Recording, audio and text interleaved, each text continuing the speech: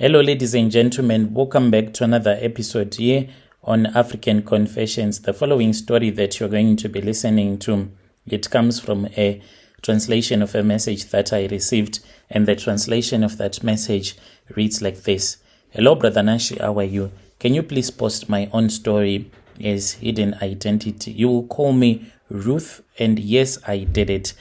I am someone that is very heartless. Even when I was still growing up, my parents, they saw that I was such a heartless person because of the things that I used to do to my own siblings. If I used to be heartless to my siblings, how much more another person whom I am not even related to? What I used to do is that when it will be time for me to prepare the food, after I would have prepared the food, when I will be dishing out the meal, I would give my siblings like food such that they won't be full, and when they would complain, I would even beat them up. My mom once called me the devil when she caught me beating up one of my little brother. She asked me why I was beating him up, and I said that he was asking for more food, and my mom was so angry. So when she said, "Can you show me how much you gave to him?" and then I showed it to her, and she was like, "You are so evil. Maybe you are not even my child. Maybe they changed my real child that I gave birth to when I was still in the hospital." So this really hurt me. Instead of her trying to teach me the proper way to live with other people, instead she just started hurting me and saying all of those hurtful words to her. In all honesty, Brother Nashi, I think I am a psychopath. Yes, I am. Even when I was at university, there were things that I used to do. One of this other girl who used to be my best friend, I knew that she was so poor. So we used to date like guys that would bless us so that at least we can manage to pull through university. But on my side, I was so clever.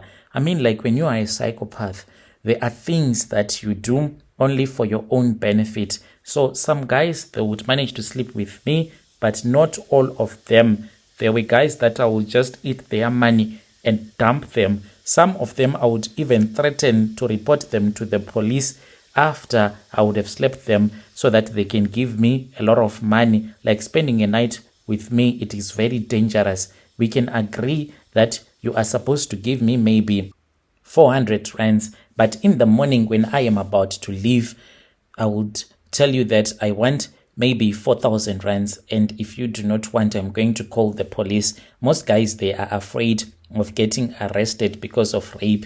So that is what I used to do. But as for my friend, I would use her. So I just felt angry at her because she was smart. And I said, this one, I want her to have HIV. So what I did, Brother Nashi, was that I then spoke with this other blesser whom I knew that he was HIV positive, and I lied to my friend that this guy used to be in love with me, and we even went to the clinic to prove to me that he was HIV negative.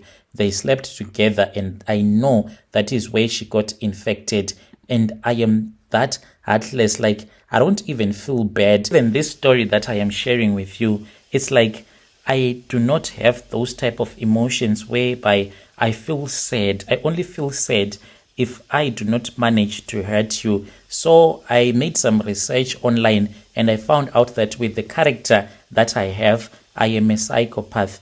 Lucky enough, I am not that type of a psychopath that can kill you. I'm just evil-hearted, and I have accepted it. If people out there can accept that maybe they are gay, how about me? I still can accept that I am a psychopath, and I am proud about it. So I took soil from my uncle, not just any of my uncle, but this man, he died whilst he was poverty-stricken. Even at his funeral, you could tell that this is a funeral of a poor, of the poorest. He was a poor man, that guy. So I blew it at O.R. Tambo, right into the wind on the night that my sister left for Ireland. I want her to suffer like me. I want her to suffer like everyone. How can she go to Europe, leaving us here in South Africa? So from the time that we were children, It was always hair. Like, I hate people that are very talented. Like, God gave her everything. She is light skinned. Like, my dad is so light skinned. You can think that he's a colored man. So my mom is a dark one, Eish, a real darky. So I fell on my mother's side. Oh my God, I hated it. And she was light skinned, a beautiful body, because our mom was the one who gave us these curves that we have. I have those curves. At least it is better. It counts for something, even though I am not light skinned. I wanted to be light skinned. If I had the chance to create myself, I was going to make myself light skinned. So she was born light skinned, pretty and smart. When my mom came with her from the hospital, it was as if she was a white baby. Teachers loved her. Boys, they were always following her. Even my mom used to say she's going to save the family one day. So I became the forgotten one. When you are dark-skinned, like, you become the forgotten one. This made me to be bitter and angry, because I was like, God, when my brothers, all of them, when they were born, you gave them a light skin. Why are they supposed to be light-skinned, yet they are boys? Yet I am a woman, but you made me to become dark-skinned. Like, do not even give me a history lesson. I don't even want that. It is my choice. I don't want to look like a black person. That is my decision, and that is my choice. So I used to curse God whenever I would look at my little brothers. That is why I used to beat them up, because they look like our dad, who was almost like a colored person. And God cursed me. Even when we would go out as a family, I would even feel as if I am their maid, because I looked so different. So my sister even went to boarding school. My parents made that sacrifice because she was smart, whilst I stayed behind going to a government school. The reason that my mom gave me was that I can cook and clean, helping her with my young brothers. I was going to a government school. When she finished university, right there and then, she got a job at an NGO. She then got a license. She would go around. That was the time when things were so bad in our country. So they used to go to different villages whilst I was busy selling tomatoes by the corner. Then that was when I came to South Africa. When I came to South Africa, I then took my sister, and when she came here, she started working. I felt like God himself had cursed me. I came to South Africa without a passport, but this little sister of mine, when she came here, she had a passport. And you know what my mom said? My mom said she was the first one in the family to have a passport in the whole bloodline. She was a blessed woman. Yet it was my money that I sent to Zim. If it was not me, she was never going to be able to get a passport. I did this because I knew that along the way, if she was going to come without a passport, she would face so many challenges. So now I am the evil one. They say that God did it for her. How about me, the one that was working as a maid each and every day? Anyway, she came here, she started working as a maid. Fast forward, that was when she did the caregiver course. When she did it, I was even saying, no, it does not work, discouraging her. When I was discouraging her, it was because I did not want her to leave South Africa. I wanted to be the one to leave South Africa. I thought that I would go to Canada because I have a friend of mine. She was like, you can come to Canada, but not through this caregiving thing that they believe in. So I did not want her to make progress in life. Well, she did it with another Allison College online. After she had done it, that was when I said, let me do it. But I was too lazy to read. I'll just stare at my phone and then I will just go and start to Google other things. I thought that I can just cheat through the exam. But each and every time when I would try to close that page to Google the answers, when I would come back, it would have refreshed the answers. And then that was when one day, it was on a Sunday, when she told me that she had managed to get a visa sponsorship. And I was like, oh my God, this is not happening. This is not happening. But I pretended as if I was happy. Everything went according to her plan. That was when I quickly returned back to Zim. When I returned back to Zim, we had this other uncle of ours. He died without having a family. He had no kids. We used to call him Uncle Tafadzwa. He was a village drunkard, a man who had never achieved anything in his life, even in death. His grave covered in weeds and dust. So that was perfect. I went there and I wore black as I had been told by this other traditional healer. I wore a black skirt without bathing for many days, no underwear.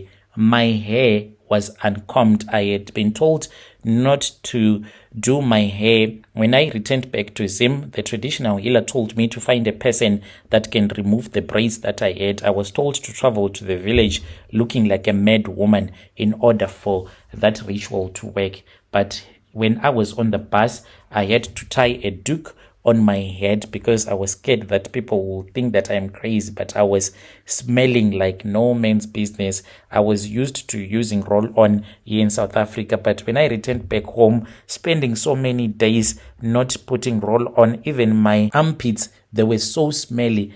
They were so smelly such that I could even smell myself that now I am really smelling, and it was hot on that day. Finally, we arrived in the village. I went and I stayed with this other brother of mine. Each and every time when I'm in the village, I go to his house. And then I went to the homestead, which once belonged to our grandfather. So now there are some other cousin of mine that is staying there. And then I stayed with them for a day. In the evening, when everyone had gone to bed, that was when I went out to my uncle's grave and I knelt down before his grave and I was like, Sekuru Tafadzwa, you know that I am your blood, I am your daughter. So as Ropa, not her real name, your blood that lives in me, your blood lives in her too. Follow her to wherever she is going. Sleep underneath her bed. Let your hunger walk beside her. Then I scooped a handful of the soil from the grave, turned towards the direction of South Africa, blew some 3 times like I had been told by the traditional healer. And after that, that was when I took some in a small plastic bag and I returned back and I slept. Then I returned back to South Africa. 3 weeks later, she was supposed to be on her flight going to Ireland. We went to the airport. I did not carry a lot of this soil because some of it I was supposed to blow it whilst she was on the aeroplane going to Ireland. I was not supposed to rest. When someone is bewitching you, let me tell you, oh you foolish people, they do not rest. Like that time, I asked her how many hours it was going to take for her to leave South Africa and to touch down in Ireland. My sister had told me that the flight was going to take around about 19 to 20 hours. And Brother Nashi, I did not rest until I was sure that my sister had touched down in Ireland. They left South Africa somewhere around 7 p.m. When we returned back to the place where I was staying, I did not go to bed. No, I did not do that. When we were still at OR Tambo, when I checked, when I saw that no one was looking at me, that was when I slowly blew the soil into the wind. And then I just stopped because one of my other relatives just looked at me but did not see what I was doing. And when we returned back to the location where we are staying, that was when I went to my room because I stay alone. I did not sleep. I took my blanket, 2 of my blankets, one of it I put it on the floor, and then I took this other clay plate that I had bought in Zim. The traditional healer helped me to buy that clay plate, and she said, Muzuguru, use this when you are in South Africa. You do not sleep until she gets to her final destination. I took one blanket, put it on the floor, and I sat, and then I took another blanket and wrapped myself with that blanket because I was supposed to perform this ritual whilst totally naked. So I had placed all the soil, the remaining soil that I had taken from my uncle's grave, in that clay plate. and I was cursing her, saying that you are not going to do anything, Ropa, there in Ireland. We have the spirit of poverty that is following our bloodline. So who are you? Why have you chosen to go to a land that is far away? You are supposed to return to South Africa so that you can work as a maid like you used to do. Come back and work as a maid.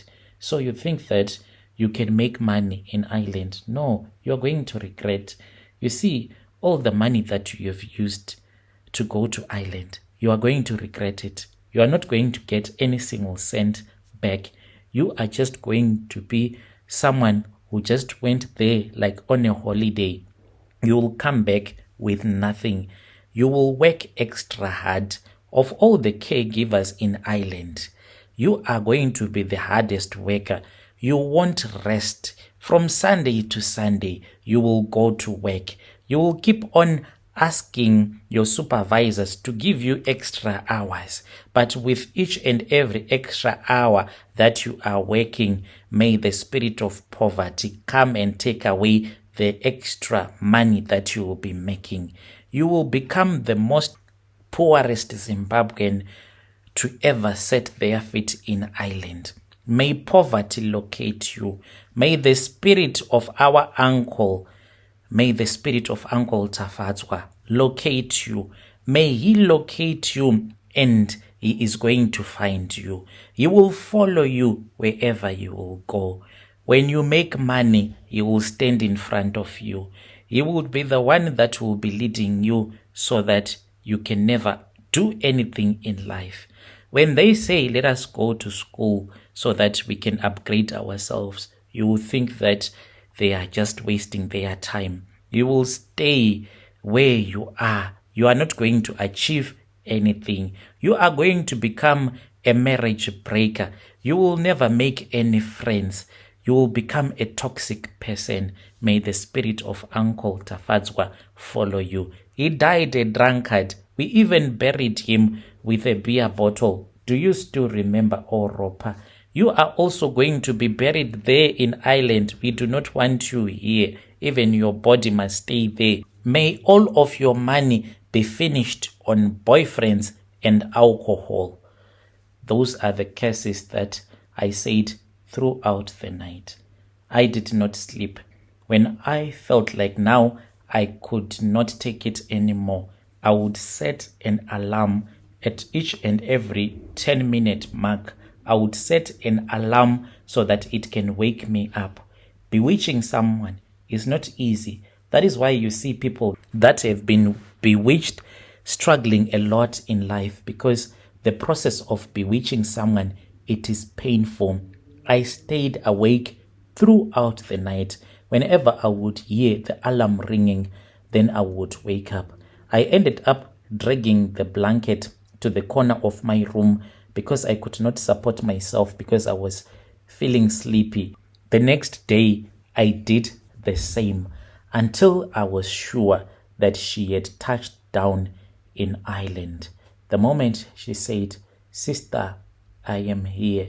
This is my new phone numbers," and I was happy. At least I was now free. I could be able to go to bed. Now, I told her that I was too sleepy because my boss had overworked me and I just wanted to rest for a little bit. I ended up sleeping throughout the night and sleeping again throughout the next day. I did not go to work for 3 days because of those rituals. That is what I did to my own sister, Brother Nashi. You can call me a psychopath, but that is who I am. We all have different characters, so we need to embrace those characters that we are born with. Dear listeners, right there was a message that was sent to me by one of our sister right there. Why do we read stories like this? Sometimes we do because we have to understand, like when she said the reason as to why other people struggle in life because they've been bewitched, it is because the person that would have bewitched you have to experience pain in order for that ritual to work. She is saying that for 20 hours, she did not do anything. She was sitting on top of that blanket whilst she was cursing her own sister.